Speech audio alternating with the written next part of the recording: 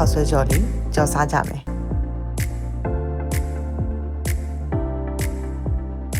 ခောက်ဆွဲကြော်လေးမကြော်ခင်မှာချက်ဥလေးတစ်လုံးကိုအရင်မှွေကြော်ပြီးတော့ဆယ်ထားလိုက်ပါမယ်ရှင်ပြီးရင်တော့စီလေးကိုဖြန်းရုံလေးဖြန်းပြီးတော့ချက်သွန်ပြူလေးကိုစီတက်ထားလိုက်ပါမယ်ချက်သွန်ကြော်လေးမှုေးလာတာနဲ့ဝက်သားနဲ့ပဲငံပြရဲလေးအနှင်းငယ်ကိုထည့်ပြီးတော့မှုေးလိုက်ပါမယ်ရှင်အသားလေးနူးလာအောင်လို့ရင်တွင်းအနှင်းငယ်ထည့်လိုက်ပါမယ်အသားလေးတွေနူးလာပြီဆိုတာနဲ့ဂေါ်ဘီရဲ့မုံလာဥနီရဲ့ကင်မချီရဲ့နဲ့အားလုံးရောပြီးတော့မှုေးလိုက်ပါမယ်ပြီးရင်တော့ရေစိမ်ထားတဲ့ဝါအုပ်ခောက်ဆွဲလေးတွေကိုထည့်လိုက်မယ်အရသာအတွက်ချက်သားမှုန်လေးနဲ့ငယ်ထည့်လိုက်ပါမယ်ရှင်ခောက်ဆွဲလေးတွေနူးလာဖို့အတွက်ကိုတော့ရင်နွေးလေးနည်းနည်းလေးထည့်လိုက်ပါမယ်နော်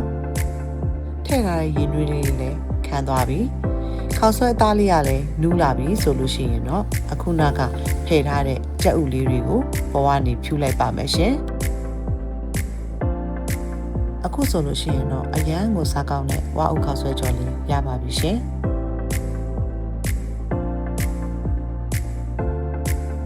Protein က33 gram လောက်ပါတာနော်အာဟာရကလည်းပြည့်တိုင်းလဲဝစေတဲ့ဒီ low carb concentrate noodle လေးကိုလိုက်လို့စားကြည့်လိုက်တော့နော် concentrate fried noodle လေးကလေ carbs နေပြီးတော့တပွဲလုံးကမှ480 calorie ပဲပါတယ်